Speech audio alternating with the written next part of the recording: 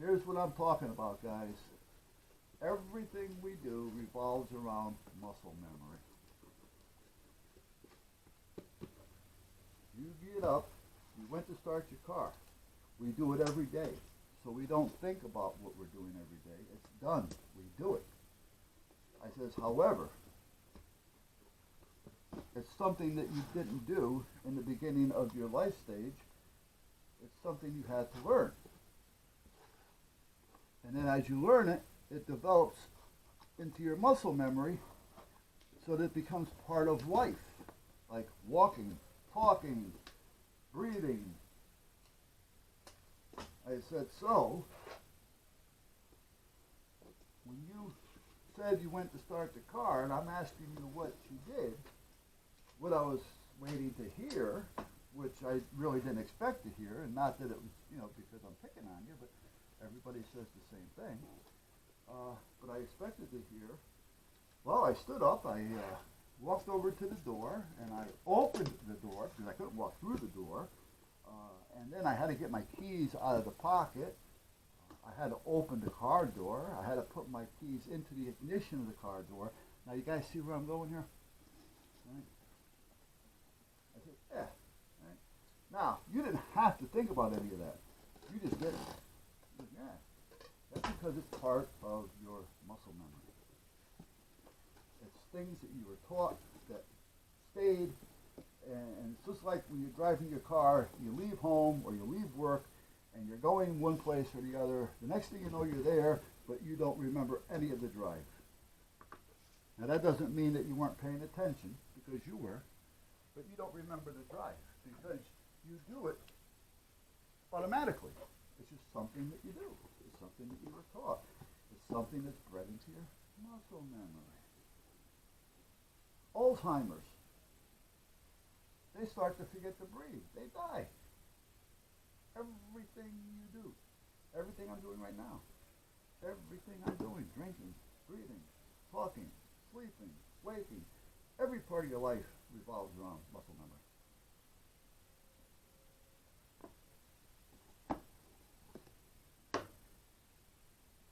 People that have disabilities with memory problems or certain things, it's a muscle thing. They just haven't got the ability to understand it or learn it to know it. I mean, so, but I don't want to get into the medical field because I'm not a doctor, but it kind of falls into the same category. And that's how it feels. So, now the point that I make it with them is because when you get a firearm and you become a carrier of that firearm, the only way you're going to develop any type of memory on the use and the good use of that firearm would be continuing to do it until it becomes part of your life, your muscle memory. You put your wallet in your pocket, you put your firearm on. Not that that's the way everybody does it, but it has to develop to that. And then you have to make sure that as you're developing that you're doing it right, and you're listening, and you're thinking. If somebody says to you, well, why'd you do that? Don't take offense by it. Ask them.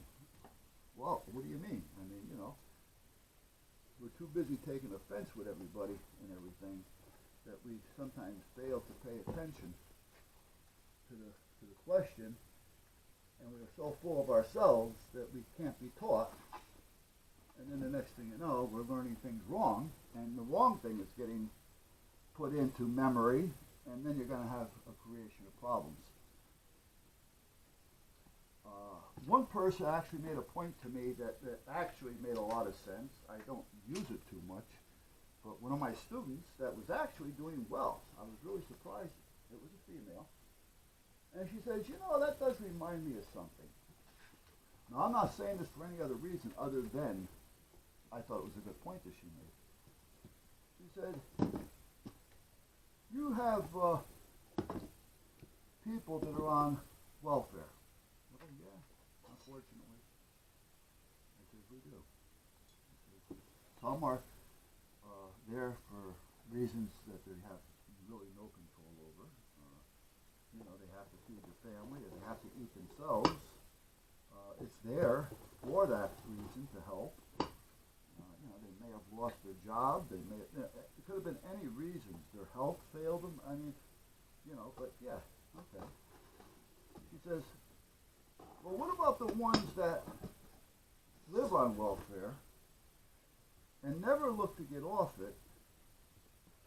And then the next thing you know, their kids are growing up, and they're growing up in that same environment to where they're living off the system and not seeing any harm in it and kind of like expecting it. And now they become a career type welfare case, where everybody is in that family from that point of that parenting on is now all welfare. I go, that's a good point. I says, and that's true. The kids are growing up, and they're going to do, unless they learn, which they can. I've seen kids grow up in some tough situations, and I've seen them realize that Johnny is different. Well, why is Johnny different? And they start to realize, well, Johnny's different because he's doing something with his life. He's looking for a job. He's working. He does a newspaper route. He does this. He does that. He doesn't associate with his family too much. So he's not being so-called contaminated. Not that his family is, trying to do him harm. If the family grew up that way, they're going to see it as being okay. So how far does that generation of welfare go? And I said, that was a good point. I said, well taken. And you kind of think about it, it's true. Kids grow up in it, they see it, they're being fed, they're happy, they're young, they don't realize it yet.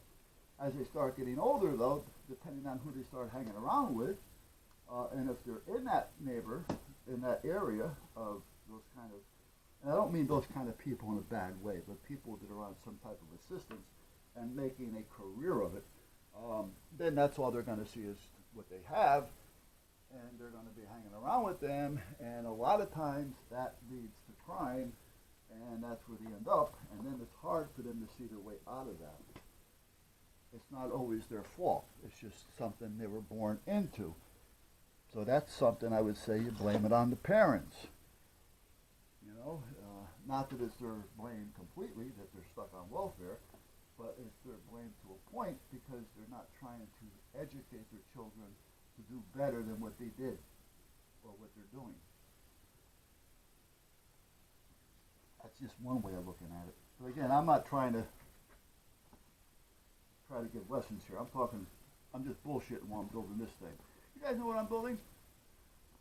It's going to be a room. It's going to be your living room. Now, your door may not be on that side. This is looking at the front of the house. This is coming in from the kitchen. Or whatever you happen to have over there. I don't want to know. It's not a good idea to tell everybody. But we're getting there. That's the point. Now, I do have to cut a couple holes up here. Let me see. How many holes do I want? I just need a couple.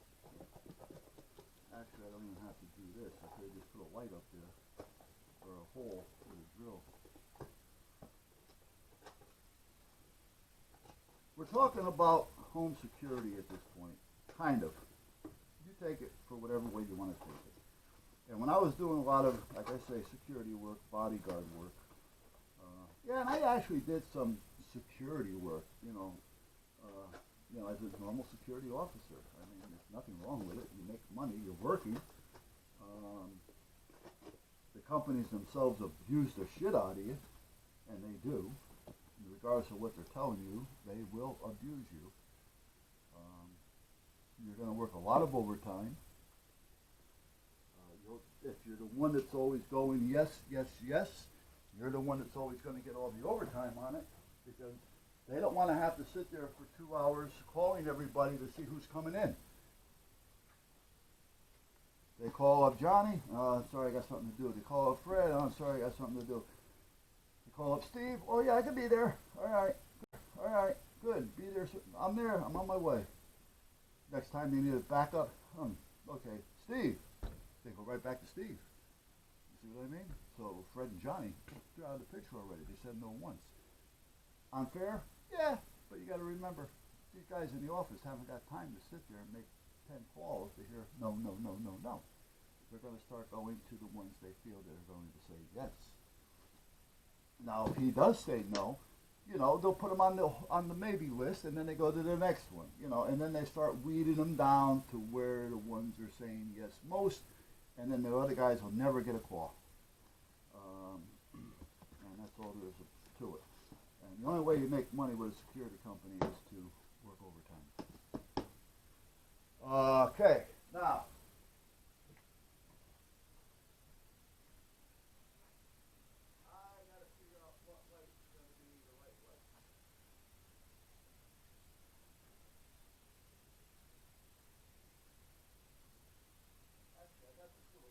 Right here, I started making something with. I wonder if these will work. They probably will. Let me see. I don't know. They may not be bright enough. Oh, the Holtz match. Whoa, that was a coincidence. Well, not quite. That one there is a little off. Okay, well, that's not going to be a problem. We're just going to do this.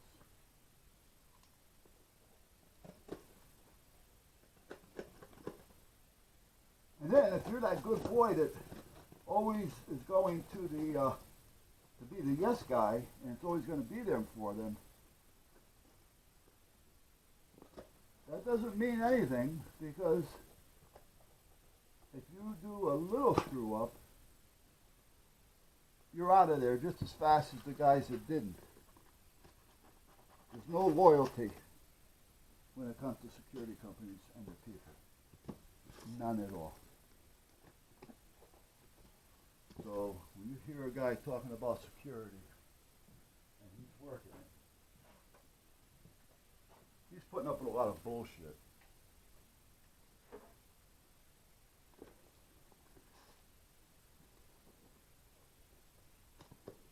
Yeah. And a lot of the police officers, believe it or not, I'm not speaking for all of them, but a lot of them don't even think of them as being any type of security in any way, shape, or form. They're just some people out there making a presence. And for the most part, some of that's true.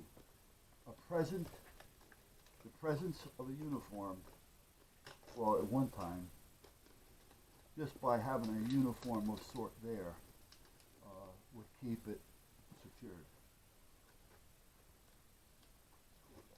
Unfortunately, there's some things and some people that wear a uniform that shouldn't.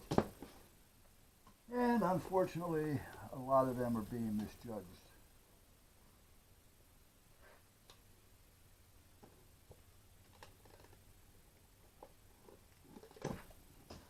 The same with certain groups.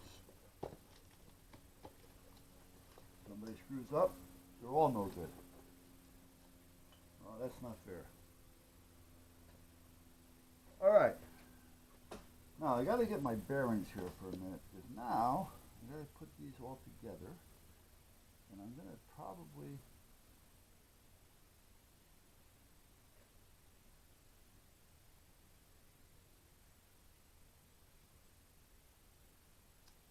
we'll see.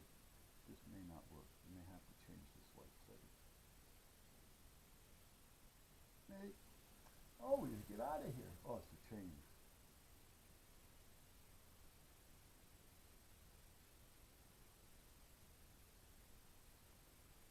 Come on, I thought I just wrapped you up there. Why are you being difficult? Trying to wrap two little wires that are small. And some wires just don't want to wrap. There's actually a couple of different types of wires out there that you try to wrap them and they're just going to say, it ain't going to happen.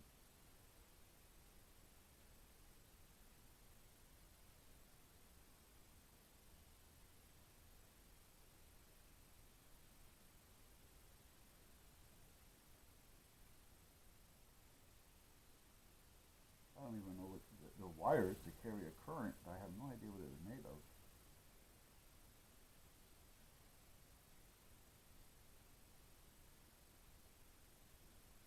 They're almost impossible to solder. Actually, I haven't seen those around in a long time. That must be an old type of wire or a special type of wire for certain things. I don't know. I haven't seen it in years, but as I'm doing this, I remember it. Trying to do this, and it try to solder it. I like those sound effects.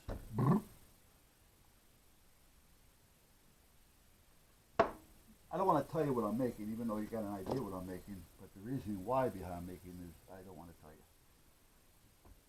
I want to show you. Now, we may have to go over there because I don't know if I have any power over here.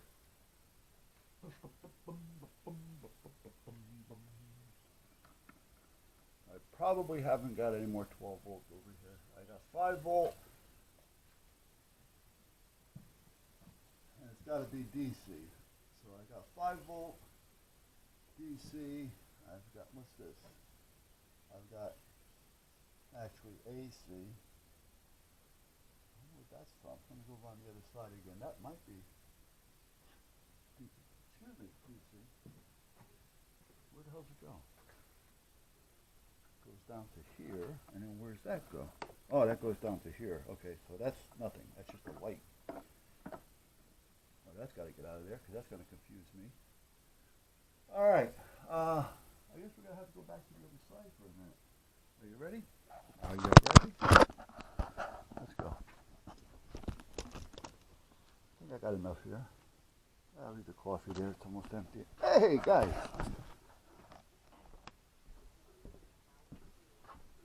All right. Let's sit at, well, we can do it here, I guess.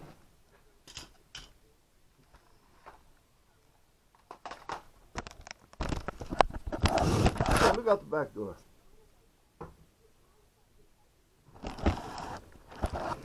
I'm just going to put you guys, oh, you know what, let me put you back over here. I'm sorry, guys. I don't mean to be driving you cuckoo.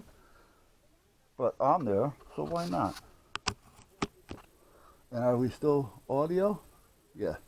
I have to do this so I can see the symbol to make sure there was no X in it. All right. So we have that. Now I need to put a little power to that to see if it's going to do what I need it to do. So let's see if I have some little power cables here that may or may not work. I'm hoping I don't have to lengthen them. Someday I probably will, sooner or later. Or someday I'm going to have to put some type of 12 volts over here.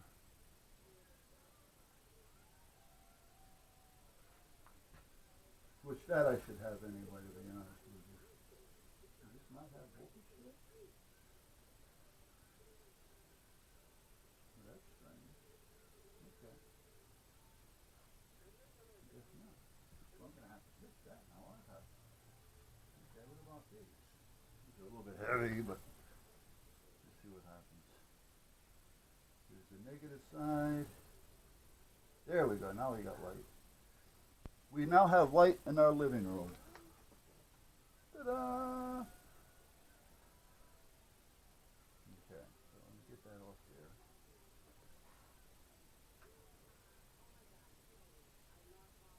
We're getting there, guys. We're getting there. Okay, now, let's see. Let's see how this works. This may not work. Hold on a minute. The only way I'm going to be able to tell is to do something. I don't want it to fall, so I have to put it this way so I can see.